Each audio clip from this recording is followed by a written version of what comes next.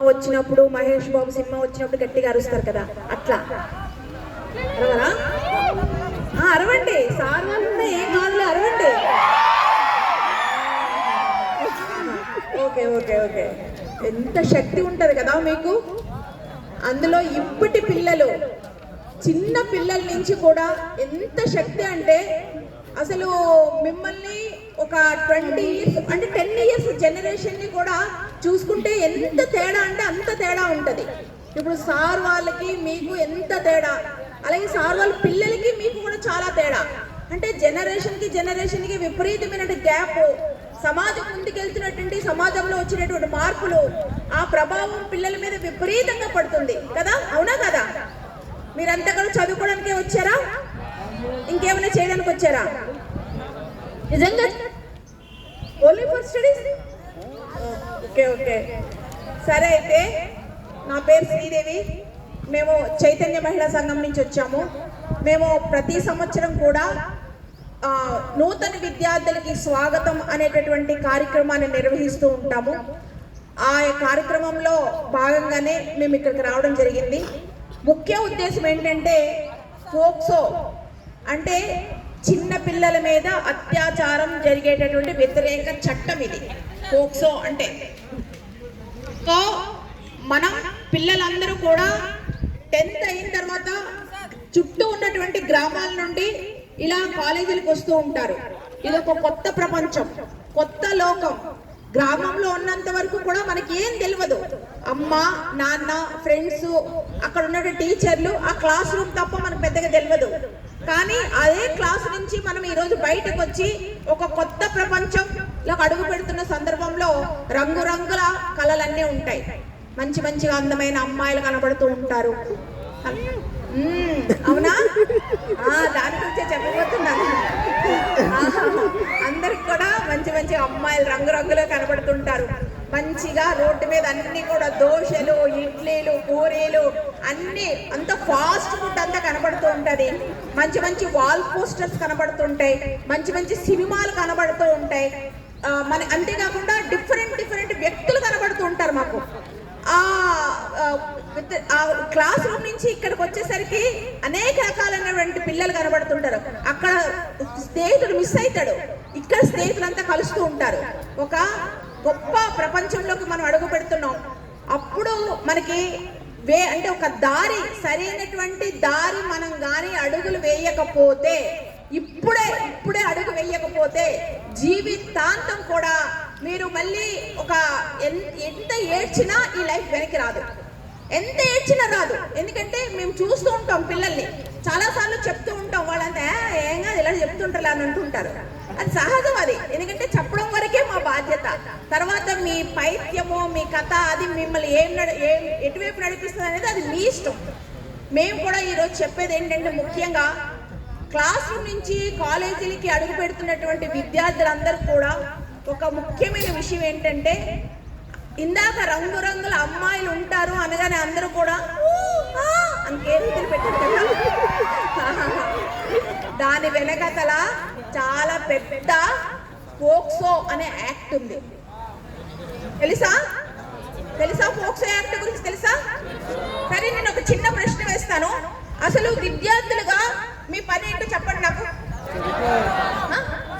చదువుకోవడం, ఆడుకోవడం, ఇంకా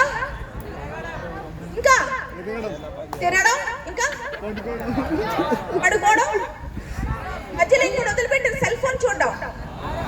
అరే అది చాలా బెస్ట్. ఇప్పుడు అసలు అది లేకపోతే ప్రాణం పోతుంది మీకు, అవునా? ఇంటి దగ్గరికి పోయి మీ అమ్మని నాన్నని పీక్కు తింటూ అది కానీ లేకపోయిందంటే ఇంకేమైనా ఉందా? అసలు ఈ భూమి ఆకాశం మీకు కనబడదు. సెల్ ఫోన్ లేకపోతే జీవితమే లేదు ఈ రోజుల్లో పిల్లలందరికీ కూడా, అవునా కదా? సరే, ఆ సెల్ ఫోన్స్ లో ఏమొస్తున్నాయి? Instagram, Facebook, WhatsApp. ఇంతకు ముందు మేము ఒక మనిషిని కలవాలంటే ఒక నడుచుకుంటూ వెళ్ళి ఆ మనిషి ఎంత దూరంలో ఉంటే ఆ మనిషికి వెళ్ళి సమాచారం చెప్పేంత వరకు కూడా ఆ మనిషికి తెలిసేది కాదు. అది ఉదయం వెళ్తే సాయంత్రంకో, సాయంత్రం బయలుదేరితే రాత్రికో, రాత్రి బయలుదేరితే ఉదయంకో ఆ సమాచారం తెలిసేదే కాదు. కానీ ఇప్పుడు అలా కాదు. జస్ట్ సెకండ్, జస్ట్ ఇలా అంటే చాలా వెళ్ళిపోతుంది అంతా. ఇక్కడ ఉన్న అందరికి కూడా ఒక్క సెకండ్తో మొత్తం అందరికి కూడా సమాచారం వెళ్ళిపోతుంది. అట్లాంటి సమాచారంలో, అట్లాంటి ఫాస్ట్ మన సమాజంలో, అట్లాంటి అది ఏ సమాచారమైనా, తెలివి లేని సమాచారమైనా, తెలివి ఉన్న సమాచారమైనా, ఏ సమాచారానికైనా మనం దానికి అడిక్ట్ అయిపోతున్నాం. దాన్ని మళ్ళీ పదే పదే చూస్తున్నాం, చదువుతాం, పుస్తకాలు తీస్తాం. అరే ఈరోజు చాలా ఎగ్జామ్ రా, ఈరోజు అసలు ఎవరితో మాట్లాడకూడదని పుస్తకం తీస్తాం. జస్ట్ ఆ పక్కనే ఫోన్ ఉంటుంది, ఫోన్ మొదలు పెడతాం. వాడు సాయంత్రం 5 గంటలకు మొదలు పెట్టగానే పుస్తకం అక్కడే ఉంటుంది. రాత్రి 10 అవుతుంది. అయ్యయ్యో ఇదేంటి అప్పుడే ఫోన్, చదువు ఏమైపోయింది అనుకుంటాం. తెలియదు మనకి. ఆ ప్రపంచమే వేరే ఉంటుంది, ఆ ఫోన్ ప్రపంచమే వేరే ఉంటుంది. దానిలోకి వెళ్ళేమంటే అసలు బయటికే రాం. ఇదంతా ఎవరి మీద ప్రభావం చూపిస్తుందో తెలుసా? మధ్య తరగతి పేద పిల్లల మీదే ఎక్కువ. చదువుకున్న వాళ్ళు ఈ ఫోన్లు అవి చూస్తారేమో తప్ప ఎంతవరకు చూడాలో అంతవరకే చూస్తారు. వాళ్ళ అమ్మ నాన్న ఆస్తులు అమ్ముకునైనా వాళ్ళని చదివించడానికి సిద్ధపడుతున్నారు పెద్ద పెద్ద కాలేజీల్లో. ఎందుకంటే చదువే గౌరవం ఇస్తుంది, చదువే పేదరికాన్ని తొలగిస్తుంది అని అందరికీ తెలిసింది. ఇప్పుడు చదువుకు సంబంధించి మాత్రమే ఈ రోజు విద్యార్థులంతా కూడా చాలా అడుగులు వేస్తున్నారు. కానీ చాలా మంది పేద మధ్య తరగతి పిల్లలు మాత్రమే డ్రాప్ అవుట్ అయిపోతున్నారు. గ్రామాల్లోకి వెళ్తే అందరూ కూడా 10th ఫెయిల్ పిల్లలు వెళ్ళిపోతున్నారు. 10th పాస్ అయిన పిల్లలు కూడా ఇంటర్కి వెళ్ళట్లేదు, ఇంటర్ పాస్ అయిన పిల్లలు కూడా డిగ్రీకి వెళ్ళట్లేదు, డిగ్రీ వాళ్ళు కూడా పీజీకి వెళ్ళటం లేదు. అందరూ మధ్య మధ్యలో ఆపేస్తున్నారు. ఏంటమ్మా అంటే మా అమ్మ పేదవాళ్ళు, మా నాన్న పేద, మాకు డబ్బులు లేవు అని ఏదో ఒకటి సాకులు చెప్తున్నారు అందరూ కూడా. దానికంటే ముఖ్యంగా ఏంటంటే, నేను ఇంటర్మీడియట్లో ఒక అమ్మాయిని ప్రేమించానండి, ఆ అమ్మాయి డిగ్రీ వరకు రాలేదు, అందుకే నేను కూడా మానేశాను, తనని ప్రేమించుకుంటూ తన వెనకతలు ఉన్నాను అని ఇది చెప్తున్నారు ఈ కథలన్నీ. నేను చెప్తాను ఒక చిన్న విషయం. ఆ బాబుకి 20 సంవత్సరాలు, అమ్మాయికి 16 17 సంవత్సరాలు. ఇద్దరు ప్రేమించుకున్నారు. మంచిదే, చాలా సంతోషం. ప్రేమ వివాహాలకు మేము ఎవరు కూడా అడ్డు కాదు, కుల మత వివాహాలకు కూడా అడ్డు కాదు. ఆ అమ్మాయికి 17 సంవత్సరాలు, ఆ అబ్బాయికి 20 సంవత్సరాలు. ఆ అమ్మాయిని తీసుకొని మీరు ఇంకా ఏదో జయం సినిమాలో వాళ్ళగా వెళ్ళిపోయినారు. నాదే ప్రపంచం, మాదే విహారం, ఈ ప్రపంచంలో మాకేం పని లేదు అని వెళ్ళిపోయినారు. వెళ్ళిపోయిన తర్వాత వాళ్ళ అమ్మ నాన్న కేసు పెట్టారు. పెడితే వెంటనే ఆ పిల్లలు ఎక్కడున్నారో పోలీసులు తీసుకొచ్చి వాడి మీద పోక్సో యాక్ట్ పెట్టారు. ఎందుకని అమ్మాయికి 17 సంవత్సరాలు కాబట్టి వెంటనే పోక్సో పెట్టి వాడిని జైలుకి పంపించారు. ఈ అమ్మాయిని ఇంటికి పంపించలేదు. దానికి మళ్ళీ ప్రత్యేకంగా వాళ్ళకి మహిళలు ఉండే స్థలం వేరే ఉంటుంది, అక్కడికి పంపించారు. ఆ అబ్బాయి డిగ్రీ చదువుతున్నటువంటి, డిగ్రీ కంప్లీట్ అయింది. ఆ పిల్లగాడు జీవితం నాశనం అయిందా లేదా? కలలు కనొచ్చు, మీరు చాలా ఎన్నో అనుకోవచ్చు, చాలా ప్రపంచం అనుకోవచ్చు, ఏదైనా చెయ్యాలనుకోవచ్చు. కానీ మీకు అడ్డొచ్చింది ఏంటి? అక్కడ ఏంటి అడ్డొచ్చింది? ప్రేమ కాదు, అక్కడ అవగాహన లేకపోవడం. మీకు చిన్న పిల్లలు మీరేమనుకుంటారు? మాకు తెలుసు, మన ఆయన మేమేమని అంటాం, మా ఊళ్ళో మా సర్పంచ్ని కూడా ఎదిరిస్తాం, మేము పవన్ కళ్యాణ్ అనుకుంటే ఇలా అంటారు. అంటారా పవన్ కళ్యాణ్ అనగానే? కానీ పాపం పోలీసు వాళ్ళకి పవన్ కళ్యాణ్, బాలకృష్ణ, చిరంజీవికి ఏం తేడా లేదు. 2 ఏట్లేసి జైలుకి పంపిస్తారు. అప్పుడు జైల్లో చుక్కకూడ తింటూ ఉండాలి. మేము ఒకసారి జైలుకి పోతే అక్కడంతా కూడా 18 నుండి 24 సంవత్సరాల లోపు పిల్లలంతా ఉన్నారు. అందులో ఒక బావ అయితే నన్ను పట్టుకొని ఏడుస్తున్నాడు. వాడు నన్ను ఎట్లయినా బయటకు తీసుకెళ్ళండి అంటున్నాడు.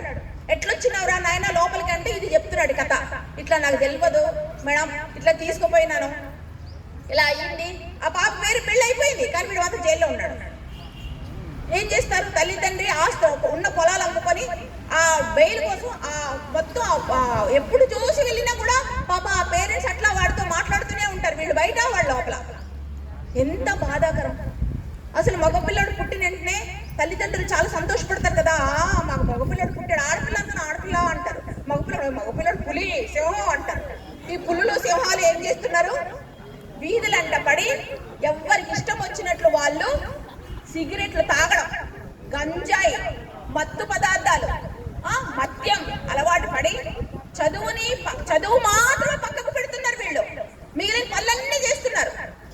మేమేం చెప్తాము, మిగిలిన పనులన్నీ పక్కకు పెట్టండి రా బాబు, చదువుకోండి రా నాయన అని చెప్తాం. ఉదాహరణ మీకు చిన్న ఉదాహరణ, సార్ వాళ్ళు ఉన్నారు. సార్ కూడా గ్రామం నుండే వచ్చి ఉంటారు. ఆయన కూడా పేదరికం చాలా ఉండొచ్చు, అయినా కూడా ఆయన అవన్నీ దాటుకొని బయటకు వచ్చి చదువుకొని ఒక ఉద్యోగం సంపాదిస్తున్నారు. ఈ రోజు ఆయన జీతం ఎంతొచ్చు? ఒక 50-60 వేలు ఉండొచ్చు సార్, లక్ష ఉండొచ్చా? ఓకే, ఓనే అంతే అనుకోండి, ఒక 50,000-60 వేలు ఉండొచ్చు. ఆయన ఇప్పుడు ఒక మంచి కంఫర్ట్ జోన్ లో బ్రతుకుతున్నారా లేదా? హాయిగా గుండె మీద చేసుకుని సరే ఏమైనా ప్రాబ్లమ్స్ ఉండొచ్చు కానీ పర్వాలేదు, నెల వచ్చేసరికి జీతం వస్తుందిరా నాయన అని ఉండొచ్చు. కానీ మీకు చదువుల మధ్యలో ఆపేసేటటువంటి మీకు ఎప్పుడు ఏమొస్తుందో తెలియదు. ఇంటి దగ్గర తల్లిదండ్రులు అరే ఏం పని చేయరా అంటే కూలి పనికి కూడా పని చేయరు. ఎందుకంటే మీరు అట్లా ఉన్నారు మనుషు పిల్లలు, మీరు కూలి పనికి పని చేయరు, ఆ పెయింట్ పనులకే పోతుంటారు. అక్కడ ఎవడో పరిచయం అవుతాడు, వాడేదో అలవాటు చేస్తాడు, ఆ జరద కిల్లి అవన్నీ నవ్వుతూ ఉంటారు. ఎవడికో పిల్లకి ఇచ్చి పెళ్లి చేస్తారు. ఆ పిల్ల సక్రమంగా ఉండదు, మీరు సక్రమంగా ఉండరు, ఇద్దరు కలిసి కొట్లాడుకుంటారు. ఆ తర్వాత ఇద్దరు పిల్లలు అంటారు, అది సమాజానికి భారం ఇస్తారు మీరు. ఆ తర్వాత జుట్లు పట్టుకొని ఒకరికొకరు నరుకొని పేపర్లకు ఎత్తుతారు. ఏమిటైనా ఎక్కడ జరిగిందంటే ఇగో ఇక్కడ ఉంది స్థలం, విషయం ఇక్కడ ఉందా, అది తెలుసు మనకి, ఇది తెలియదు. ఈ బేస్ లో ఉన్నటువంటి విషయాలు మనకి ఎవరికి తెలియదు. ఒక పిల్లగాడు, ఒక మగ పిల్లగాడు కన్నప్పుడు తల్లిదండ్రులు ఎంత సంతోషపడతారో, వాడు మంచిగా చదువుకొని ఒక ఉద్యోగం సంపాదించి తల్లిదండ్రులను పోషించినప్పుడు ఇంకా సంతోషపడతారు. కానీ మనం ఆ పని చేసేంత వరకు కూడా మనం ఉండం. ఇక్కడ ఉన్నటువంటి పిల్లలు ఎంతమంది డిగ్రీకి వెళ్తారు చెప్పండి? ఎంతమంది వెళ్తారు? నిత్యం చెప్పాలి చూడండి, నిత్యం చూసారా, వెనక ఎవరు ఎత్తలేదంటే ఆ బ్యాచ్ ఎంత వెళ్ళరు. అరే డిగ్రీ అయిన తర్వాత పీజీకి ఎంతమంది వెళ్తారు? పీజీకి నిత్యం చెప్పాలి పీజీకి. చూసారా, ఈ సగం వెళ్ళిపోయి చూడండి. ఓ మహా అయితే 10 మంది 20 మంది వెళ్తారు పీజీకి. ఇప్పుడు పాలమ యూనివర్సిటీ ఉంది, అందులో మీరు సీట్ కొట్టి, లేదంటే మన తెలుసు కదా ఉస్మానియా యూనివర్సిటీ, అందులో ఒక సీట్ కొట్టి మీరు చదువుకుంటే అసలు ఎంత బాగుంటుంది. అసలు విద్యా వ్యవస్థ అంటే మీరు విద్యార్థులుగా పొందేటటువంటి ఆనందం ఈ ప్రపంచంలో ఎక్కడా ఉండదు. అది విద్య నేర్చుకున్న వాళ్ళకి మాత్రమే అర్థమవుతుంది. మీరు గమనించండి, మీరు బాగా గమనించండి. ఎప్పుడైనా గెలిచిన వాడినే మాటే ప్రపంచం వింటది, ఓడిపోయిన వాడు మాట ఎప్పుడు కూడా ప్రపంచం వినదు. చాలా మంది ఏం చేస్తారంటే మొదలు పెడతారు, ఒక 40-40 స్టేజ్కి వచ్చేసరికి ఆగిపోతారు. అక్కడి నుంచి చాలా కష్టపడి ఒక 60 వరకు వెళ్తారు, అక్కడి నుంచి వెళ్ళి ఒక 80 వరకు వెళ్తారు. ఇంకా అక్కడ చాలా మంది ఆగిపోతారు. ఆ 80ని దాటుకొని ఆ కష్టాన్ని నష్టాన్ని భరించుకుంటూ బయటికి వెళ్ళి ఆ చదువుకున్న వాడే అసలైనటువంటి హీరో. పవన్ కళ్యాణ్ హీరో కాదు, మహేష్ బాబు హీరో కాదు, మీరందరూ హీరోలే. మీరందరూ హీరోలే, జీరోలు కావద్దు. అర్థమైందా? హీరో జీరోలు కావద్దు. మేము అక్కడ జైల్లో చూసినటువంటి పిల్లలంతా కూడా చాలా తెలివైన పిల్లలు. వాళ్ళు ఏం మామూలుగా లేదు, చాలా ఇంటెలిజెంట్ ఉన్నారు. వాళ్ళకి అన్ని విషయాలు తెలుసు, అన్ని విషయాల పట్ల అవగాహన ఉంది.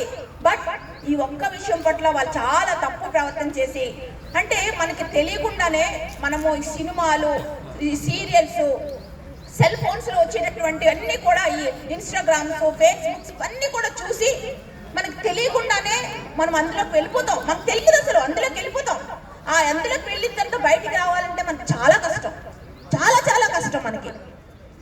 కానీ ఆ బయటకు వచ్చి తప్పు జరిగిందని చెప్పి మనం వాళ్ళని సరిదిద్దుకొని మళ్ళీ ఒక అడుగు వెనక్కి వేసినా కూడా మళ్ళీ 10 అడుగులు ముందుకేసి మీ చదువు పట్ల శ్రద్ధ వహిస్తేనే. మీరు మీ గ్రామాల్లో చూసుంటారు కదా, చాలా మంది పోలీసు వాళ్ళు, తర్వాత టీచర్స్, వాళ్ళంతా చాలా మంది మీ గ్రామాల్లో ఉండొచ్చా? అంటే మీ గ్రామంలో చదువుకొని పెద్దగా అయ్యేటటువంటి వాళ్ళు, అవునా? వాళ్ళ మాట మీరు వింటారా లేదా? అంతేగాని ఇప్పుడు మామూలు కూలి పని చేసుకునేటువంటి వాళ్ళ మాట వింటారా? ఎవరి మాట వింటారు చెప్పండి? చెప్పు. ఎంతైనా కూడా చదువుకొని ఎదిగిన వాళ్ళ మాట మాత్రమే వింటారు. ఎందుకంటే వాడికి జ్ఞానం తెలుస్తుంది, వాడికి 10 విషయాలు తెలుస్తుంది, వాడు పుస్తకం చదువుతాడు కాబట్టి, పుస్తకానికి మించినటువంటి గొప్పది ఇంక ఈ ప్రపంచంలో ఏది లేదు కాబట్టి వాడి మాట మాత్రమే వింటాడు. అంతేగాని కొన్ని వేల కోట్లు ఉండని వాడికి అక్షరం మొక్క రాకపోతే వాడిని పక్కకు తీసి పెడతారు. సరే, వాడు డబ్బున్న వాడు కొద్ది ముందు కూర్చోబెట్టినా కానీ వాడు మాట విన్న కాబట్టి మిత్రులంతా కూడా, మన పిల్లలంతా కూడా దయచేసి ఈ ఫోక్సో చట్టం అనేది 2012లో వచ్చింది. ఇది మైనర్ పిల్లలు బాలికల మీద ఏమైనా జస్ట్ మీకు ఇంకో విషయం తెలీదు, రాత్రిపూట 10 దాటిన తర్వాత ఒక అమ్మాయికి మెసేజ్ పెట్టినా ఫోక్స్ పెడతాడు, తెలిసిందా? ఆ అమ్మాయి కానీ కంప్లైంట్ ఇచ్చిందంటే ఫోక్సో పెడతారు. జస్ట్ మీరు ఆ అమ్మాయితో కళ్ళతో కానీ చేతులతో కానీ ఏమైనా సైన్ చేశారంటే ఆ అమ్మాయి వెళ్ళి కంప్లైంట్ ఇచ్చిందంటే ఫోక్సో పెడతారు. అంటే చేతులతో కానీ కళ్ళతో కానీ అట్లా ఆ అమ్మాయికి ఏదైనా లెటర్ రూపంలో మీరు రాసినా కూడా ఆ అమ్మాయి కంప్లైంట్ ఇచ్చిందంటే ఫోక్సో పెడుతుంది. మీరు అసభ్యకంగా ప్రవర్తన చేస్తే ఫోక్సో పెడతారు. కాబట్టి ఏదైనా జరిగినా కూడా మైనర్ బాలికల పట్ల, అంటే మైనర్ బాలికల పట్ల చేస్తే అలా జరుగుతుంది అంటే మేజర్ అయితే పర్వాలేదు మేడం అని అనకండి. అవునా? మేజర్ అయితే ఏం పర్వాలేదా అని అనకండి. మేజర్ అయినా ఎవరైనా ఆడపిల్లల మీద మనం తెలియకుండా ఏమైనా అఘాయిత్యాలు చేస్తే తర్వాత జైలుకి వెళ్ళేది మీరే. చాలా మంది పిల్లలు తెలియక, ఒక అవేర్నెస్ లేక తప్పుతో పోయి చాలా తల్లిదండ్రులు కూడా బాధపెడుతున్నారు. అసలు మేము గ్రామాల్లోకి పోతే మేము ఇప్పుడు ఆడపిల్లలే బెటర్ అమ్మా ఈ మగవేదవుల కన్నా అంటున్నారు అందరూ కూడా, తెలుసా? ఆడపిల్లలే బెటర్ ఈ మగపిల్లల కన్నా. అర్ధరాత్రి 1 గంట వరకు కూడా సెల్ ఫోన్లు చూసుకుంటూ గ్రామాల్లో తిరుగుతున్నారు. మేము చూసాం, కళ్ళారా మేము చూసాం. ఒకసారి ఒక గ్రామానికి పోయినాము ఏదో పని మీద, రాత్రి 10 అయింది, వాళ్ళ భోజనాలు అన్నీ అయిపోయినాయి, ఇంకా పడుకుందాం మనిషికి 12 అట్లా అవుతుంది. పిల్లలు గుంపుగా ఒక దగ్గర కూర్చొని సెల్ ఫోన్ చూస్తున్నారు. ఎందుకు ఈ టైంకి పిల్లలంతా ఎందుకు బయట ఉన్నారంటే వీళ్ళంతే, అది ఖాళీగా ఉంటుంది స్కూలు, ఆ స్కూల్లో కూర్చొని వాళ్ళంతా కూడా సెల్ ఫోన్ చూసుకుంటూ ఉంటారట. అందులో ఏం చూస్తున్నారని తల్లిదండ్రులకు తెలియదు. ఒకవేళ తల్లిదండ్రులు ఏంట్రా అంటే వాళ్ళ మీద తిరగబడుతున్నారు. వాళ్ళు ఏం నీకు వెళ్ళి పడుకో, నీకేం బాధ ఇప్పుడు అట్లా మాట్లాడుతున్నారు. అంటే పిల్లలు భవిష్యత్తుని మీకు మీరే నాశనం చేసుకుంటున్నారు. మిమ్మల్ని ఎవరు నాశనం చేయాల్సిన పని లేదు, మిమ్మల్ని మీరే నాశనం చేసుకుంటున్నారు. ఎప్పుడైతే తల్లి తండ్రి గురువు మాట కాదని మనం ఇంకొక వ్యక్తి మాట దగ్గరికి వెళ్ళాము అంటేనే సర్వనాశనం అవుతున్నారు అనేది దానికి అర్థం. టీచర్ మిమ్మల్ని కొడతారు, మేమేమైనా కోపం ఉంటుందా? మేమేదైనా పగ ఉంటుందా? లేకపోతే మేమేమైనా ఇంకేమైనా కక్షలు కార్పణ్యాలు ఉంటాయా? టీచర్ ఎందుకు కొడతారు? ఇంకా ఇప్పుడు నయ్యం పర్లేదు, టీచర్లు భయపడుతున్నారు. వీడిని కొడితే వెళ్ళి వాళ్ళ మొత్తం గ్రామాన్ని తీసుకొచ్చి మమ్మల్ని ఇది చేస్తున్నారు. కాబట్టి ఇటు చదువుకొని లేకుంటే ఏమైనా కానీ మాకు జీతం వస్తుంది కదా, మేము ఇట్లే ఉంటామని చెప్పి అట్లా అయిపోయింది. చిన్నప్పుడు అట్లా సారోలు చిన్నప్పుడు ఉండుంటే అట్లా కాదు, కుక్క నోట్లో కొడుతుండేవారు సారోలు అయితే, అందుకే చదువు వచ్చింది. అది ఇప్పటికి కూడా ఇంటర్మీడియట్ చదివినా కూడా ఒక పుస్తకం చదవండి, ఒక ఇంగ్లీష్ బుక్ చదవండి అంటే ఎవరికి చదువు రావట్లేదు. కారణం ఇదే, సరే నాలెడ్జ్ లేకపోవడం వల్ల. అంటే గురువుల్ని, ఇంట్లో ఉన్న అమ్మని నాన్నని మీరు ఎప్పుడైతే వ్యతిరేకించి మీరు తప్పుదోవ పడతారో దానివల్ల చాలా నష్టాలు ఉన్నాయి. ముఖ్యంగా ఈ పోక్సో యాక్ట్ గురించి మీరు అందరూ కూడా తెలుసుకోవాలి. మరొక విషయం ఏంటంటే ఆగస్ట్ 15 వస్తుంది కదా, మీ అందరికీ కూడా మా చైతన్య మహిళా సంఘం తరఫున ఒక క్విజ్ కూడా పెడతాము. అందులో మీరే ముఖ్యమంత్రి అయితే ఏం చేస్తారు సమాజానికి? మీరు ముఖ్యమంత్రి కావాలనుకుంటున్నారా? అవుతారా? ఏది ఎంతమంది అవుతారు ఒకసారి చేయలేదండి, చేయలేదండి. ముఖ్యమంత్రి అయితే చేయలేదండి. వెరీ గుడ్, అందరూ ఒకసారి చెప్పండి, కొట్టండి గట్టిగా కొట్టండి. మనము ఎవరు ఏమైతాం అనేది మనకు తెలియదర్రా. రేవంత్ రెడ్డి గారు కూడా చిన్నప్పుడు ఇలాగే కూర్చొని ఉండొచ్చు, అవునా? మరి ఇట్లాగే కూర్చొని అప్పుడు కూడా అడిగి ఎవరైనా అడిగి ఉంటే ఆయన కూడా అప్పుడు చెయ్యి ఎత్తే ఉండొచ్చు. ఎందుకంటే చిన్నప్పటి నుంచి ఆయన రాజకీయమైన వాతావరణం